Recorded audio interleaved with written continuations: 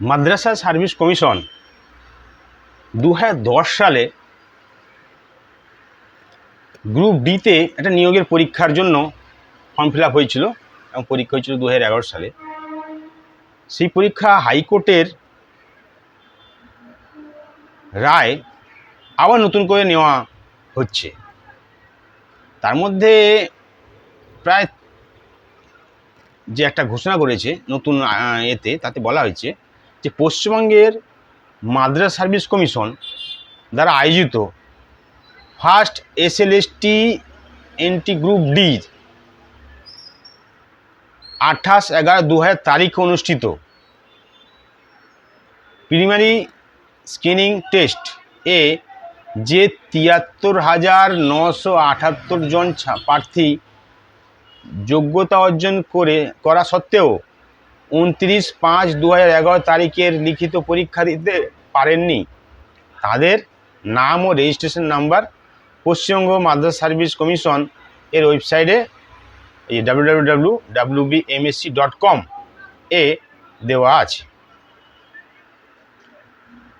এবার বলা হচ্ছে যে এই 73,978 জন প্রার্থীকে আগামী 1/9/2024 মানে আপনারা সেপ্টেম্বরের 9 সেপ্টেম্বরের 1 তারিখ 2024 রবিবার তারিখে পশ্চিমবঙ্গ মাদ্রাসা সার্ভিস কমিশন দ্বারা পরিচালিত লিখিত পরীক্ষায় রাইটিং টেস্ট দিতে হবে। বোঝা গেল?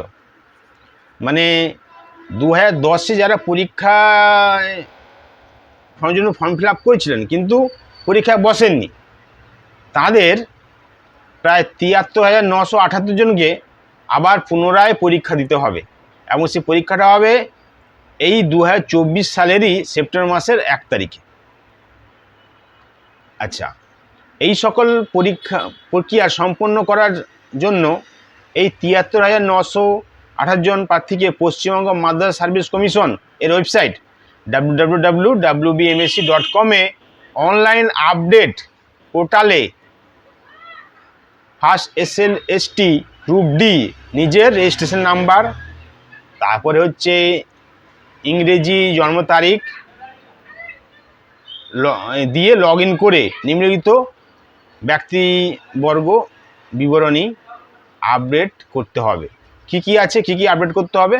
এক হচ্ছে ইমেল অ্যাড্রেস, একটা ইমেল অ্যাড্রেস যেটা প্রার্থী সেটা সে আপলোড করবে।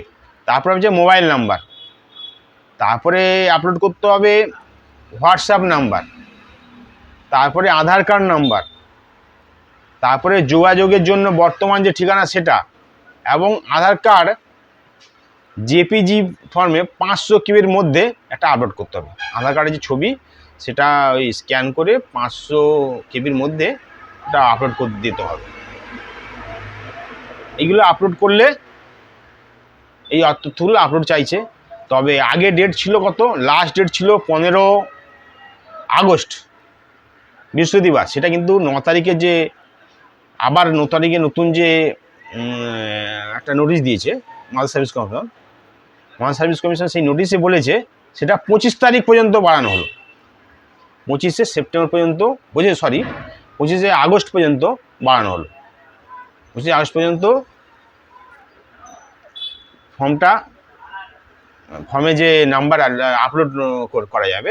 কিন্তু ব্যাপার হচ্ছে, এর কারণ হচ্ছে বাড়িতে বাড়িতে চিঠি করা হয়েছে, চিঠিটা অনেক দেরি করে পৌঁছেছে, কারো 15 তারিখের পরে পৌঁছাচ্ছে।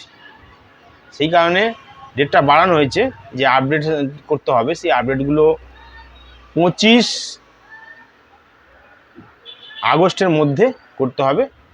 নতুন নোটিফিকেশনে এই ডেটটা বাড়ানো হয়েছে। আর ফলে মাদ্রাসা সার্ভিস কমিশনে যে লিস্ট দেওয়া আছে ওখানে একটা 24,000 লিস্ট, 73,000 লিস্ট। 24,000 যে লিস্ট তারা পরীক্ষায় বসছিল, তাদের কিন্তু আর পরীক্ষা দিতে হবে না।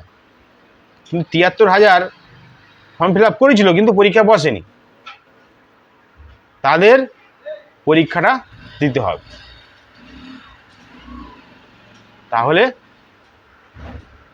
মাদ্রাসা সার্ভিস কমিশনে যারা প্রার্থীরা আছে তারা আগে আপডেট করে নেক। টাইম খুব কম, অল্প টাইম, সেপ্টেম্বরে একদম 1 তারিখেই পরীক্ষা। এর সিলেবাস কি হবে সেটা আমি পরের ভিডিওতে জানাবো। ধন্যবাদ।